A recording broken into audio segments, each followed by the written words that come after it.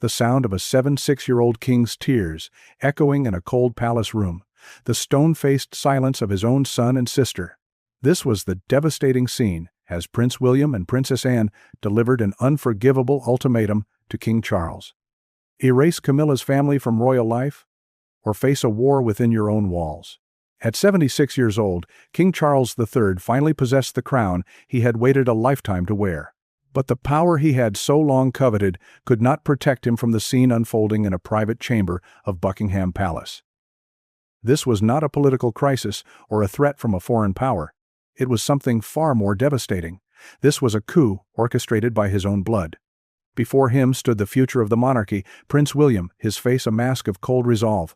Beside him, an even more shocking ally, Princess Anne, the famously stoic and loyal sister, her gaze as hard as steel. They were not there to offer counsel. They were there to deliver an ultimatum. The demand was as brutal as it was simple. King Charles was to cut all ties, completely and irrevocably, with Queen Camilla's family. No more financial support, no more social invitations, no more quiet background roles within the palace. They were to be erased, cast out from the royal circle as if they had never existed. The words hung in the air, a declaration of war against the king's heart. For Charles, who had weathered decades of scandal and public scorn, to finally place a crown on the head of the woman he loved, this was an unthinkable betrayal. His entire reign was meant to be the culmination of that love story, a final victory over his critics. Now, his own son and sister were demanding he tear that victory to shreds. The room was no longer a home, it was a battlefield. Every gilded frame and priceless antique bore witness to the silent, vicious struggle for the soul of the Windsor dynasty. The tears that welled in the old king's eyes were not just a sign of personal grief. They were a symbol of the crown's sudden, shocking weakness. He had inherited an empire, but he could not command the loyalty of his own family. William and Anne stood firm, their unity an unbreakable wall of defiance. This was not a negotiation, it was a verdict. The confrontation was over in minutes, but its aftershocks would ripple through the monarchy for generations. What could have sparked such a jaw-dropping move? What dark resentment, simmering for decades beneath the surface of polite smiles and public waves, had finally boiled over? This was more than a family disagreement over step relatives. This was about power, legacy, and a ghost that still haunted the halls of the palace. The new, unyielding generation had made its move, and the king, for the first time in his life, was utterly powerless. The reign of King Charles III had just begun, but it was already beset by the one thing he could never defeat: his own past. To the public, they are the smiling faces on the balcony, the stoic figures at state funerals, the very picture of unity and tradition. But behind the palace doors, a much darker reality was taking hold. The demand delivered to King Charles was not a spontaneous outburst of family frustration. It was the opening salvo in a cold, meticulously planned war for the future of the British monarchy. Insiders now whisper of a royal reset, a chilling phrase that signifies nothing less than a palace coup. This is the monarchy the public never sees, a ruthless world of power plays, strategic alliances, and brutal decisions, where sentiment is a weakness and bloodline is everything. At the heart of this coup is Prince William's long-held vision for a slimmed-down monarchy. But what was once presented as a modernizing effort has now been revealed in its most extreme form: a ruthless purification of the bloodline. In William's eyes, the presence of Camilla's family, however peripheral, was a stain on the institution, a constant, nagging reminder of a past he is determined to erase. His demand was surgical in its precision: no access to royal trusts, a complete ban from social events at Windsor or Balmoral, and the immediate termination of any minor, background roles they might hold. This wasn't a disagreement, it was an act of erasure, designed to scrub every trace of Camilla's personal life from the official royal story. But the most devastating blow to Charles was not the audacity of his son, but the betrayal of his sister.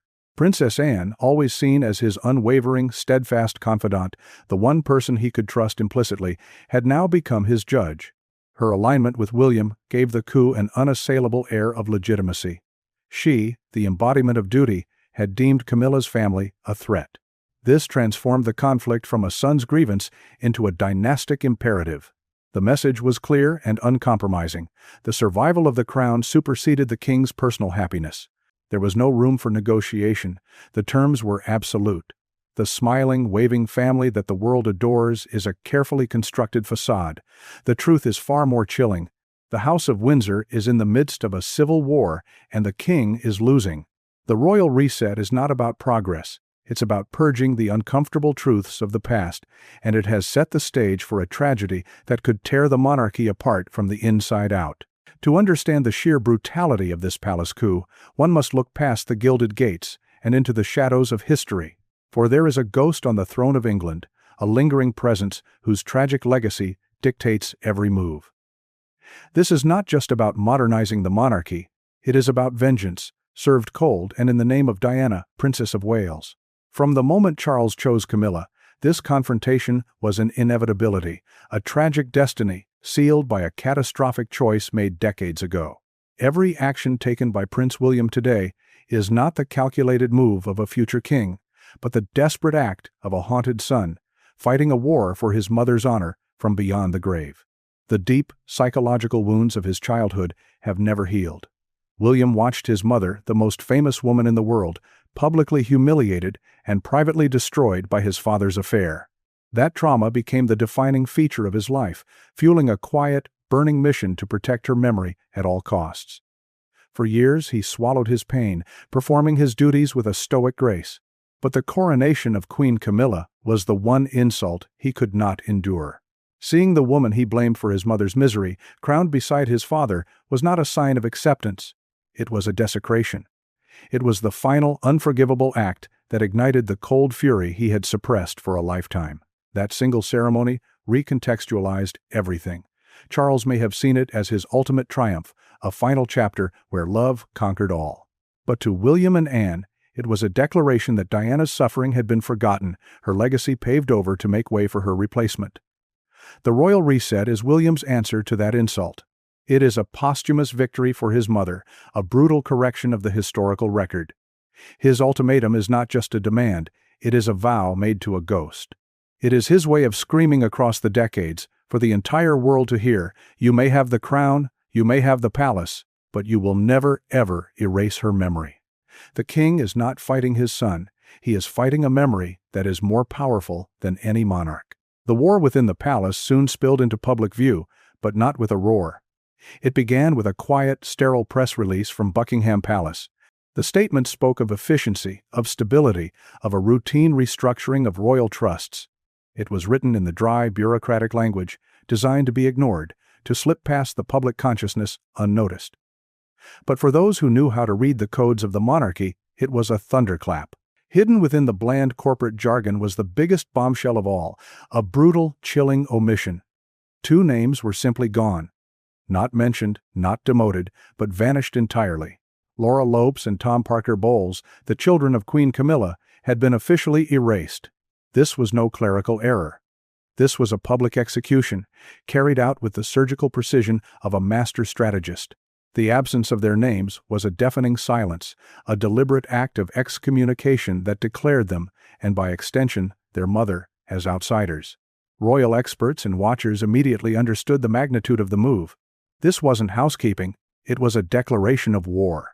The monarchy, in its relentless drive for self-preservation, had weaponized its own paperwork, using a dull announcement to deliver a devastatingly personal blow. The cruelty of it was breathtaking. There was no courtesy, no polite phrasing, just a cold, hard line drawn in the sand. The omission was designed to be both subtle and absolute. To the casual observer, nothing had changed. But to the world that mattered, the world of aristocracy, politics, and power, the message was unmistakable.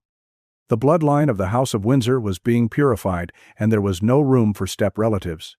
The carefully constructed facade of a happy, blended family had been shattered with the stroke of a pen. This single, sterile statement proved that the monarchy is not a family, but a machine, a cold, ruthless institution that will cut away any part it deems a threat to its own survival. A sense of dread began to build. If they were willing to do this in plain sight, what other brutal acts were happening behind the closed doors of the palace? The quiet statement was a lit match dropped into a barrel of gasoline.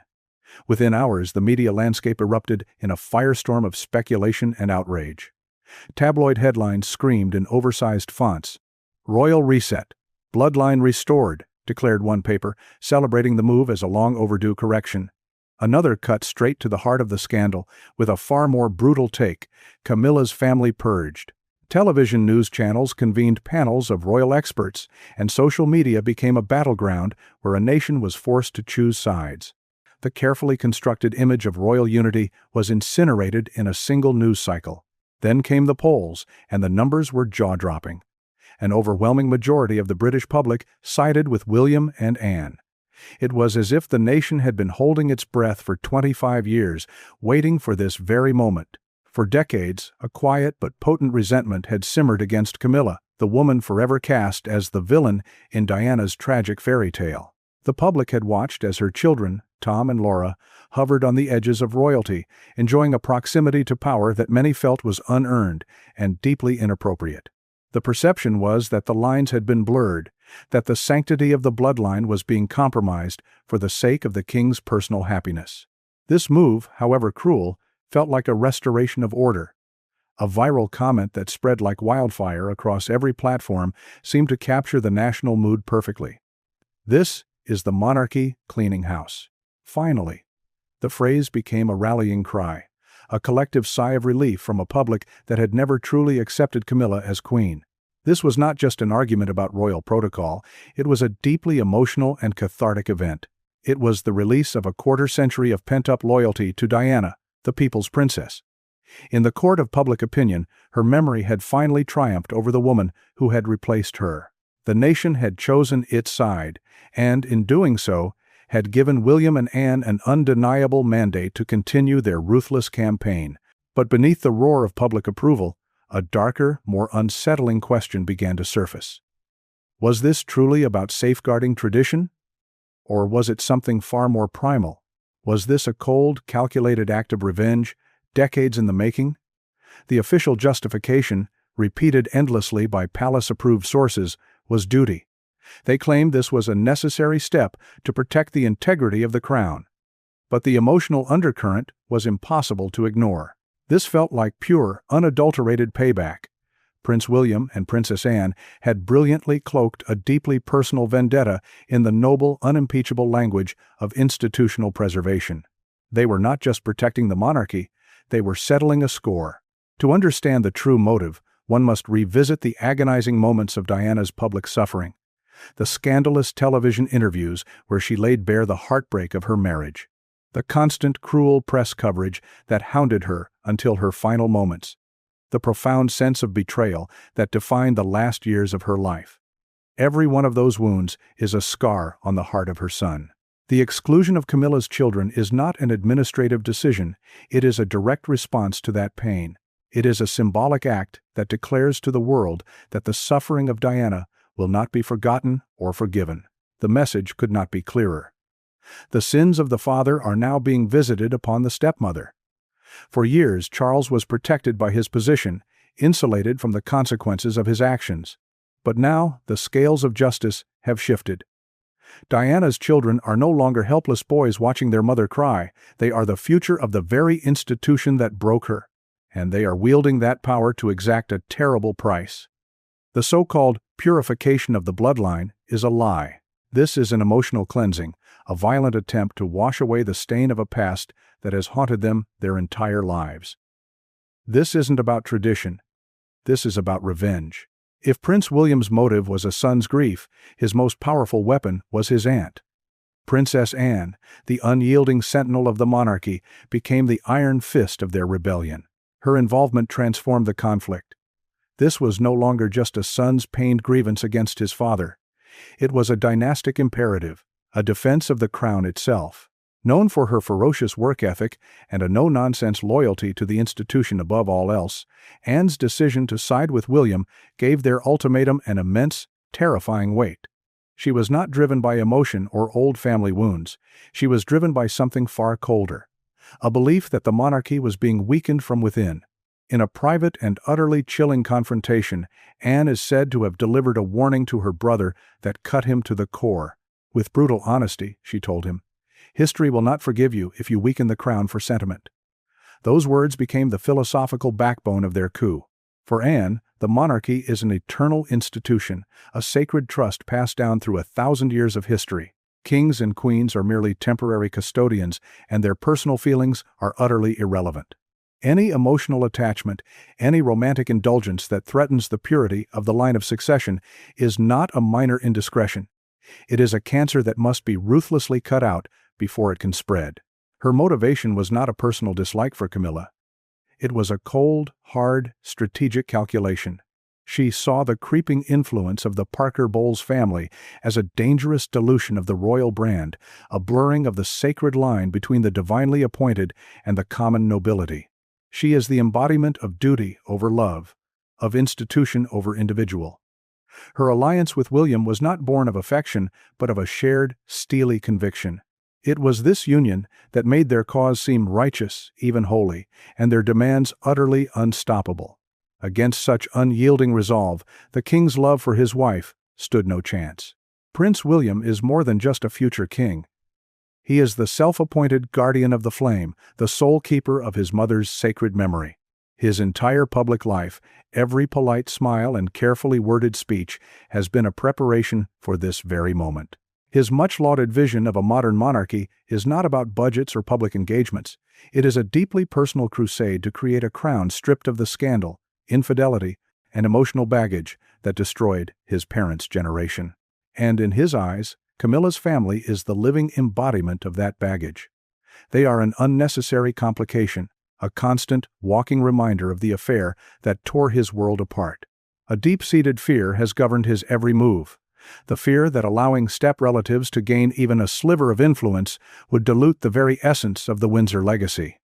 To him, the bloodline is not just a matter of genealogy, it is a sacred trust, an unbroken chain stretching back through centuries of English history. It is a legacy he feels is his solemn duty to protect, purify, and pass on untainted. The presence of the Parker Bowles family, however benign, felt like a contamination of that sacred trust, a threat to the very identity of the monarchy he is destined to lead. This isn't just a matter of policy for him. It is a holy war. He believes he is not just correcting a family wrong, but a historical one. He is restoring the honor that was stolen from his mother. In the cold calculus of monarchy, he has made his choice. The comfort of his father and the feelings of his stepmother are irrelevant when weighed against what he perceives as his sacred duty. This entire brutal campaign, from the ultimatum to the public erasure, is the fulfillment of a silent vow, a vow made by a heartbroken little boy who watched his mother suffer and swore that one day he would make it right. That day has come, and the consequences have been devastating. Alone, they were powerful. Together, they were unstoppable. The union of Prince William and Princess Anne was far more than a family agreement. It was a brilliant political alliance that effectively cornered the king and sealed his fate. This was the strategic masterstroke of their campaign. William brought the immense emotional weight of Diana's legacy, the authority of the heir apparent, and the overwhelming support of the public. Anne brought the unimpeachable reputation of the hardest-working royal, the gravitas of unwavering tradition, and the cold, hard logic of institutional survival. Together, they represented both the sacred past and the inevitable future of the monarchy, united in a formidable front against the sentimental follies of the present. Their campaign was a masterclass in public relations. They meticulously framed their demands not as a petty, personal squabble, but as a noble and necessary fight to safeguard the crown. By doing so, they elevated a family drama into a matter of constitutional importance. This stroke of genius made it impossible for Charles to refuse their ultimatum. If he defied them, he would not be seen as a loving husband defending his wife, but as a weak, sentimental king willing to risk the stability of the entire monarchy for his own personal feelings. He would be seen as unfit to rule. They left him no room to maneuver. Every possible escape route was cut off. They had transformed what should have been a private family matter into a public test of his kingship, a test they knew he was destined to fail. The alliance, forged in a shared sense of duty and a cold resolve, had become an unassailable force. The king was no longer facing his children. He was facing a unified front, representing the very soul of the institution he was sworn to protect. It was a checkmate from the very first move, and the king, for all his power and privilege, had been rendered a mere pawn in their game. While a war raged in the court of public opinion, a scene of quiet, private agony was unfolding behind the gilded doors of the palace. The public narrative of a triumphant Queen Camilla crumbled, replaced by the heartbreaking reality of a terrified wife and mother. In an intimate, desperate meeting with Charles, her voice reportedly shook as she pleaded for her children. Her words were not those of a queen demanding fealty, but of a mother begging for mercy. "They only want a quiet life," she whispered, her voice heavy with the weight of her powerlessness. She reminded him again and again that her son and daughter had never sought titles, never hungered for power, never asked for a place within the royal machine. They simply wanted to exist. Her plea was the ultimate tragic irony. For decades, she had fought tooth and nail to be by Charles's side, enduring public humiliation and vicious criticism. She had won. She was the Queen of England, adorned with the priceless crown jewels, the very symbol of ultimate power and influence. Yet in this moment, all that power was worthless. She could command the loyalty of a nation's armed forces, but she could not protect her own children from the cold, cruel machinations of the institution she now nominally led. The crown, it turned out, was not a shield, it was a cage. This was the devastating cost of her victory. She had finally achieved everything she had ever dreamed of, only to realize that it would cost her the two people she held most dear. The image of Camilla in her coronation robes, smiling and waving to the adoring crowds, was now brutally juxtaposed with this scene of profound desperation. She was the queen who had everything, and the mother who was about to lose it all. Her plea was not just for her children, it was the tragic cry of a woman trapped by her own success, a prisoner of the very crown she had fought so hard to wear. Just as the king began to waver, caught between his duty and his heart, a dagger was plunged into the back of the queen. A devastating leak, perfectly timed and ruthlessly deployed, changed the course of the war. Suddenly, hidden legal documents appeared in the hands of the press, and they contained a bombshell. Deep within the dry legal filings was irrefutable proof. A secret plan had been put in motion to position Laura Lopes, Camilla's daughter, as a future trustee for the management of crown property. To the public, it may have seemed like a minor administrative detail, but to William and Anne, it was the smoking gun. It was the ultimate betrayal, carved in ink and paper. The leak was a calculated act of political assassination, designed to destroy Camilla's credibility and shatter any remaining sympathy the king might have had. Her desperate pleas that her children wanted a quiet life were instantly rendered a pathetic lie. This was not a misunderstanding. This was irrefutable evidence of a quiet, long-term strategy to embed Camilla's bloodline into the very financial and structural heart of the monarchy. It confirmed their deepest fears, that Camilla's family was not content to remain on the sidelines, but was slowly and carefully securing a permanent place inside the sacred machinery of the crown. The discovery ignited a firestorm of fury in William and hardened Anne's already steely resolve. Their patience, which had been wearing thin for months, was now utterly obliterated. The whispers and rumors had been one thing. This was cold, hard fact. Their suspicions were no longer just suspicions, they were proven truths. The betrayal was not just a personal slight, it was a direct threat to the integrity of the state itself. The leak transformed their ultimatum into a non-negotiable decree. The time for discussion was over. The time for waiting had passed. This was no longer a family dispute.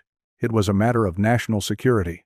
Armed with the leaked documents, the undeniable proof of betrayal, William and Anne descended upon the king for one final, brutal confrontation. The scene that followed was the dramatic, violent climax of a conflict that had been simmering for decades. There was no room for softness, no space for negotiation. Their patience was gone, replaced by a cold, righteous fury. Their words were sharp, final, and delivered with the chilling authority of a death sentence. Standing before their father, they laid down the law. "No more waiting," they declared, their voices cutting through the palace silence. "No more bargaining. This ends now." That single, devastating phrase rang out like a royal decree, not from the king, but to him. In that moment, Charles was stripped of all his agency. He was no longer the sovereign making a difficult decision. He was a cornered man being given his orders. The ancient, absolute power of the crown, which he had waited his entire life to possess, shattered against the raw, emotional power of his own children's grief and determination. He was a king in name only, a prisoner in his own palace. The air in the room was thick with tension, a palpable clash between a father's love and a monarch's duty. A definitive line had been drawn in the sand, not by Charles, but for him. He was caught in an impossible trap, forced to choose between the woman he loved, the woman for whom he had risked everything, and the children who were destined to rule, the very embodiment of the legacy he was sworn to protect. It was a choice that would not only define his entire reign, but would also break his heart in a way from which he could never recover. The family was broken, the monarchy was at war with itself, and the king was about to make the most devastating decision of his life. To truly understand the devastating cruelty of this royal purge, we must look at the lives of the two people at the center of the storm: Tom Parker Bowles and Laura Lopes. They are cast as the villains in this drama, ambitious climbers hungry for royal power, but the truth is far more tragic. They were born into the highest circles of British aristocracy, yet they have been forever shadowed by their mother's scandalous royal affair. Their entire lives have been spent walking a tightrope, caught between the staunch Catholic world of their father, Andrew Parker Bowles, and the Anglican traditions of their mother, and, by extension, the Crown. They were the ultimate insiders who were always made to feel like outsiders. Their upbringing was a constant negotiation of identity. They were raised in one faith, but lived under the shadow of another, never fully belonging to either world. This sense of being outsiders, even within their own home, shaped their entire lives. Far from craving the spotlight, they have made deliberate, conscious efforts to build independent lives away from the palace. Tom carved out a respected career for himself as a food writer and critic, a world away from the pomp and protocol of royalty. Laura found her place in the art world, curating galleries and building a reputation on her own merits. They did everything they could to escape the shadow of their mother's choices. This is what makes the accusation that they are secretly hungry for power so unbelievably cruel. They are not plotters or schemers. They are collateral damage. They are the innocent casualties in a war they never wanted to fight, a war rooted in the sins and sorrows of their parents' generation. Their only crime was being born to the woman the future King of England could not live without. And for that crime, they have been publicly condemned, their lives and reputation sacrificed on the altar of royal purity. They are not a threat to the monarchy. They are its latest victims. But the story has one final, cruel twist. Hidden behind the layers of public scandal and private agony was a quiet, genuinely warm relationship between Tom Parker Bowles and his stepfather, King Charles. In candid interviews given long before this crisis erupted, Tom spoke of the king not with the formality of a subject, but with the affection of a son. He detailed their surprising bond over a shared passion for food, describing Charles as a kind, generous, and deeply knowledgeable mentor. Tom's own words paint a devastating picture. He once called his stepfather the kindest, most knowledgeable, lovely man. This was not the distant, stuffy monarch of public perception, but a thoughtful, approachable human being. This hidden bond, this small pocket of genuine family warmth that existed amidst the cold, ruthless machinery of royalty, is what makes the king's final decision so utterly horrific. It creates a sense of dramatic irony that is almost unbearable. The story poses a heartbreaking, unanswerable question. How could the same man who was a warm and loving mentor to his stepson in private then sign a decree that publicly and permanently erases him from the family? How could the kindest, lovely man commit an act of such profound and personal cruelty? The betrayal is no longer just institutional. It is no longer just about the cold demands of the crown. It is deeply, painfully personal. The king was not just sacrificing his wife's children to appease his heir.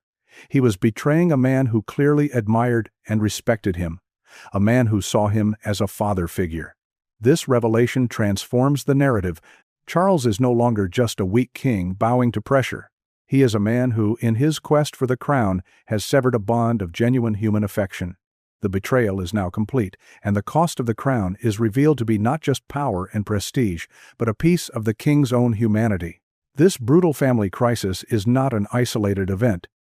It is the latest, tragic chapter in a long and bloody saga, a phenomenon some insiders have come to call the Windsor Curse. This is the unspoken rule of the British monarchy. The crown always wins, and human connection always loses. To wear the crown is to accept a lifetime of sacrifice, not just of one's own happiness, but of the happiness of anyone unfortunate enough to love you. The history of the House of Windsor is littered with the ghosts of broken hearts and doomed romances, all sacrificed on the cold altar of institutional survival. Look back at the defining scandal of the 20th century. King Edward VIII, who was forced to abdicate the throne to marry the woman he loved, Wallis Simpson. The institution deemed her unsuitable, and so a king was cast into exile. Look at the tragic, doomed romance of Princess Margaret and the divorced group captain Peter Townsend. She was forced to choose between her love for him and her duty to the crown. She chose duty, and lived a life tinged with the sadness of what might have been. Time and time again, the story repeats itself. The machine of monarchy demands a human heart, and it always gets what it wants. Charles's devastating dilemma is not unique. He is merely the latest player in a multi-generational tragedy. He is caught in the same unforgiving trap that ensnared his great-uncle and his aunt. The so-called curse dictates that personal love, when it conflicts with the perceived needs of the crown, must be extinguished. By placing this crisis within the larger, ominous pattern of Windsor history, the truth becomes chillingly clear.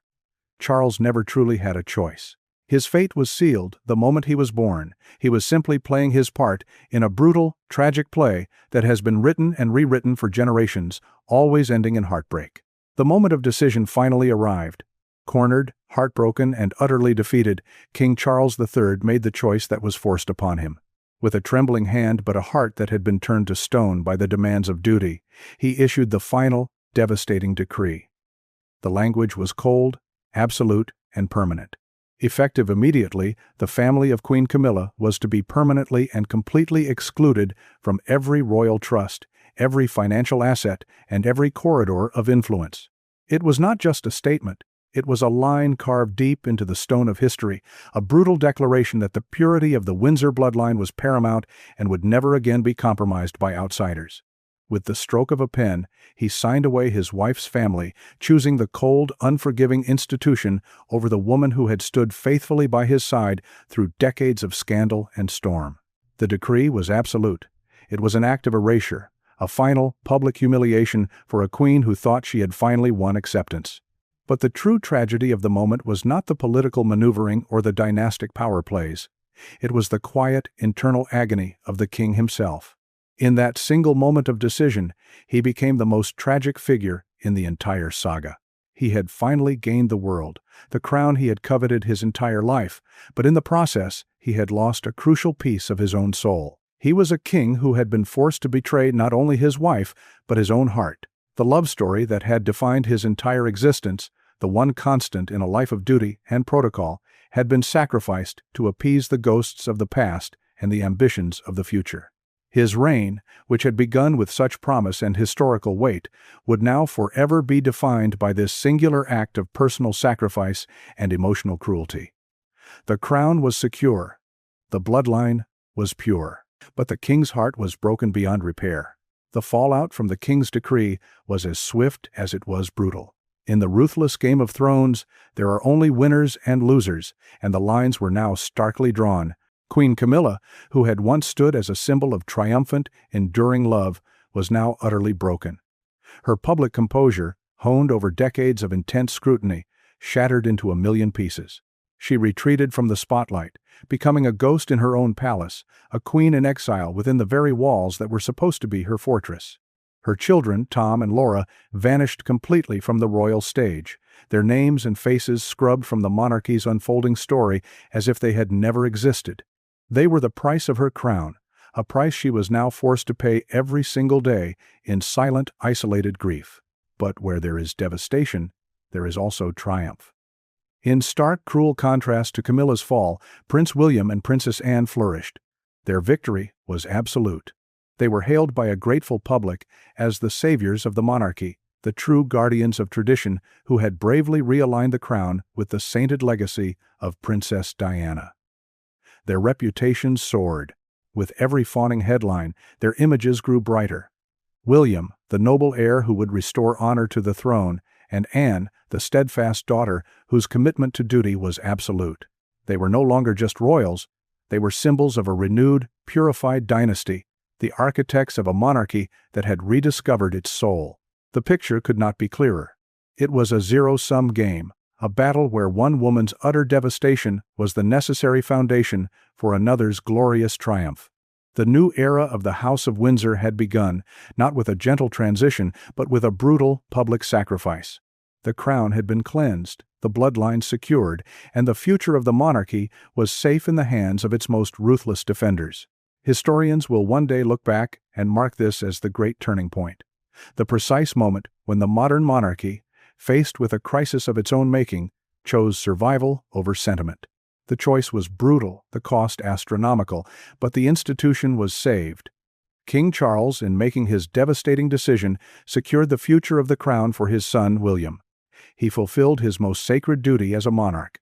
But in doing so, he paid an unbearable personal price. His love for Camilla, the torrid affair that became a scandalous romance and then a defining marriage, the one relationship that had guided his entire life, was now forever tainted by this final, unforgivable betrayal.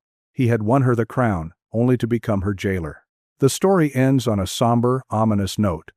The monarchy has survived. The line of succession is secure. But the institution has been reborn, emerging from the fire of this family war, colder, harder, and more ruthless than ever. The old world of sentiment and personal feeling is gone, replaced by a new era of cold, hard duty, enforced by a future king who has proven he will stop at nothing to protect his mother's legacy and his own inheritance.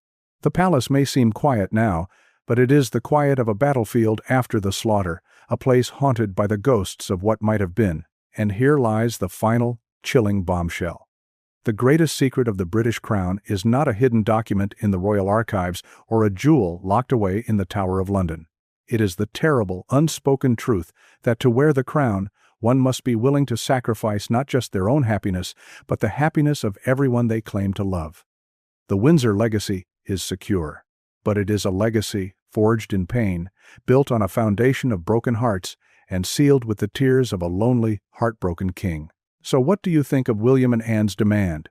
Was this a necessary act to safeguard tradition, or a cruel and calculated act of revenge? We would love to hear your thoughts in the comments below.